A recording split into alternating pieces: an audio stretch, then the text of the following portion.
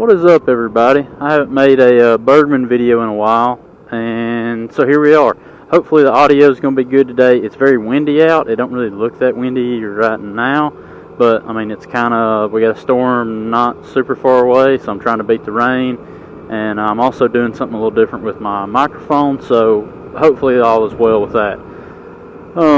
So I realized in talking with another YouTuber about the efficiencies of a scooter and just more fuel efficient vehicles in general, like, you know, having a Honda Civic to drive to work instead of your truck, things like that. I realized I've never really went over how much having the Suzuki Bergman 200 saves me on fuel. So that's like the main reason I bought it. I really had no other reason to buy it. I've got other motorcycles in the garage. Watch out, puppies. Easy. And so I mean, that was my main purpose. You know, get a main commuter to save on gas, and also it will keep miles off my other bikes, my pleasure bikes, if you will, and or to keep miles off my truck. You know, tires on the truck cost more than tires on a scooter or a motorcycle. So I've realized I've never went over those numbers. I've maybe mentioned those in other videos, but I've never made a dedicated video to it. So here's some things to consider if you're looking at getting a scooter, or any vehicle for that matter, but in this video we'll say a scooter, to save you on gas. So I have what I think would be a fairly long commute mileage-wise to work. It is 66 miles round trip. So about time-wise 40 minutes each way. But at 66 miles round trip, it is more or less all highway, either 2-lane highway with a speed limit of 55 or a 4-lane highway with a speed limit as high as 65. And everybody's going 5 to 8 over on, doesn't matter which road you're on, whatever the posted speed limit is, expect 5 to 8 above that, especially around work commute times. So, that being said, my truck gets 22 miles to the gallon, Nissan Frontier, so that's just on average. So the math on that is easy. It takes 3 gallons for me to drive my truck to work and back home. 66 miles, 3 gallons. The scooter, on the other hand, right now, I don't know if you can see this, I'm averaging 82 miles to the gallon. Normally on my work commute, after a full tank has been used, I will report in the summertime somewhere around 75 to 78, and in the wintertime 70 to 73. Don't ask me why it's less in the winter. I would have expected it to be better in the winter, but it's not. So more dense air maybe, and such a small engine doesn't really gain that much from having colder air. It doesn't gain that much more power from having colder air. Anyways, I digress. So call it 75 mpgs. So the scooter gets 75 mpgs on my work commute, 66 mile trip a day. You do the math on that, and it's like 0.9. It's like 0.88. We'll round it to 0.9. So in one day of driving my truck to work and back home, I will use 3 gallons of gas, period. On the scooter, however, I will use 0.9. So that means every day that I commute to work on the Bergman 200, I have saved myself 2.1 gallons. Right now, gas is just like a little over $3.50, so 350 times 2.1, that's going to be $7, and then 0.1 of a tenth of $3.50, 35 cents. But then we've also rounded the 0.88 up to 0.09, so I just tell everybody it's like $8 right now. $9 when gas is like $4 a gallon. So let's say on average $8 a day. So now I know how much I spent on the scooter. I spent $2,800 on it, and when I bought it, it was practically brand new. It was used, but it's practically brand new. It had 1,000 miles on it, like literally 1,009 or 1,029. So right at 1,000 miles. really close. All that will come into play in a second. So we know that I save $8 a day, and we know that I spent $2,800 on the scooter. So not factoring in any other money saved from other maintenance items, for example, tires for the scooter or a fraction of the tires for the truck. Oil changes in the scooter cost a fraction of what they cost in the truck. Taking none of that into consideration, just fuel savings alone. Well, if I'm saving $8 a day, and I spent $2,800, we'll take $2,800 divided by 8. When you do the math on that, I did it a couple days ago. It's like 350 something, 350 something. I'll flash it on the screen. So anyway, that means for this scooter to save me $2,800, which is what I spend on it, I will have to ride it to work 350 some odd times. I know that my daily commute to work is 66 miles. So 66 miles times 350 will tell me how many miles have to be on this odometer before it's paid for itself. And so that way it doesn't really, you don't have to keep track of how many days you rode it to work or anything like that, because anytime I ride this, I'm saving versus my truck. So if I was to rack up a bunch of miles on this thing, running to get groceries, you want to keep up with it with the odometer of the bike itself. So that comes out to like $22,000. Now it does fluctuate because of gas prices fluctuate, and they have been high recently. So with all that being said, if I buy a scooter just to save money on gas, and in this instance, in this example, it's never going to save me a dime if I do not at least put 20,000 miles on it. Or, I mean, we're rounding. But if I sell it for a loss at all before it has 20,000 miles on it, it hasn't paid for itself.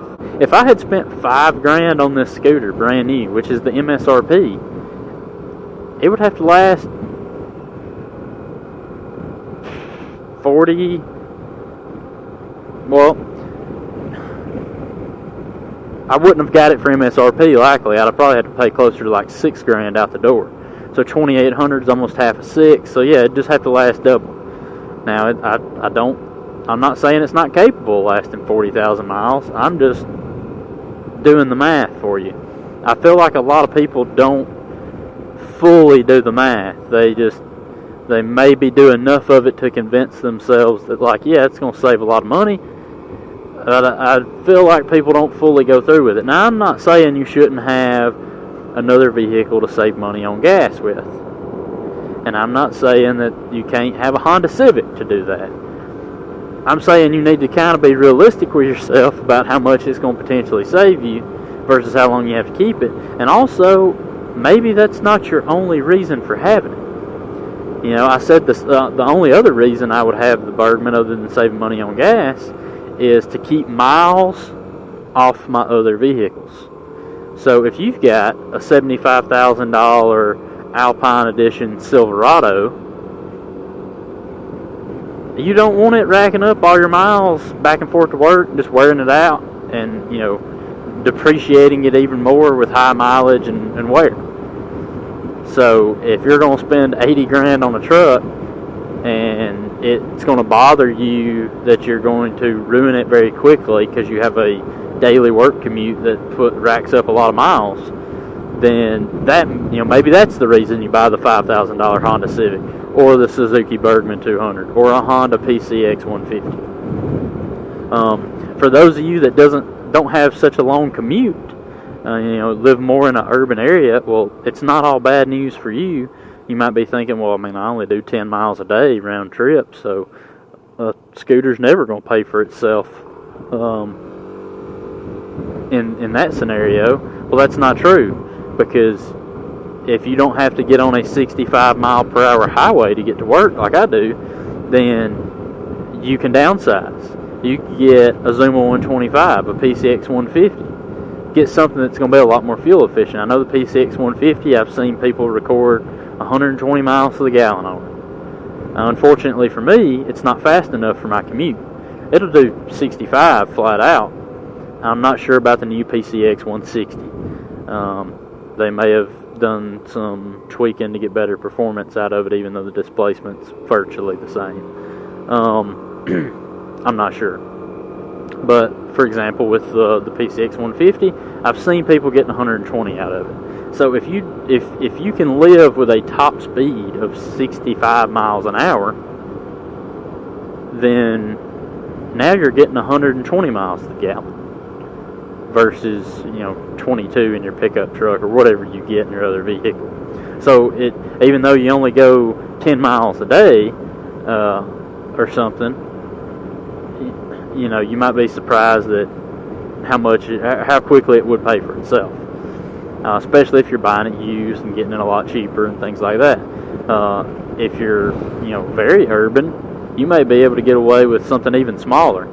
I wouldn't touch the Honda Navi 110 because everybody who owns one of them says it's getting like 65 miles to the gallon.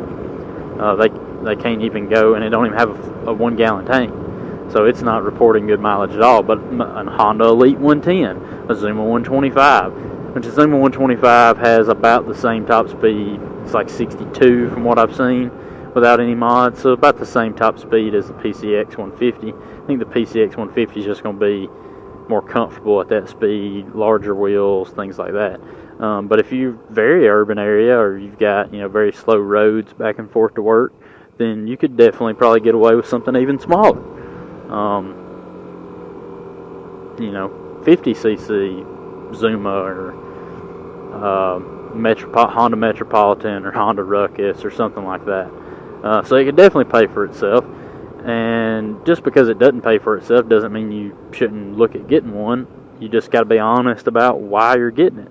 The honest truth may be that you need to realize it's not going to fully pay for itself in gas, but it's going to keep a lot of wear and tear and mileage off your other vehicles, which is a fine reason to also have one. So anyway, rambled on probably longer than I originally meant to, but Fuzz kind of hiding over there, ain't he? I can't even tell if anybody's in there. I definitely rolled the stop sign. But anyways, hope that was meaningful to you.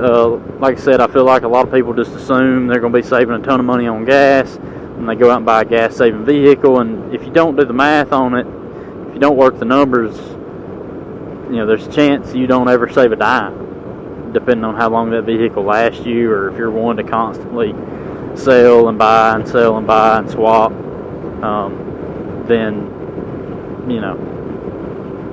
just be honest with yourself about what all the positives could be, not just saving on gas, and then be honest with yourself about how much it's going to actually save you in gas if that is your only reason, and deduce whether or not it's going to be worth it. So anyway, that's all I got on this video, and if you're still with me, I appreciate it. Like, share, subscribe, all the fun things there that really help the channel out. I'm almost to 1,000 subscribers. When we hit 1,000, I'm investing some money in the channel. I'm getting a brand new GoPro like the day I hit 1,000. I've told myself that for a long time, so expect when we hit 1,000 shortly, video quality to go up with a better quality camera that has image stabilization, that has audio, microphone, noise cancellation features, all the good stuff will be hopefully coming soon. I'm close to 1,000. I think we're sitting at 940 right now. So if you've been with me this long, I appreciate it, and I look forward to making more videos for you. So until next time, peace.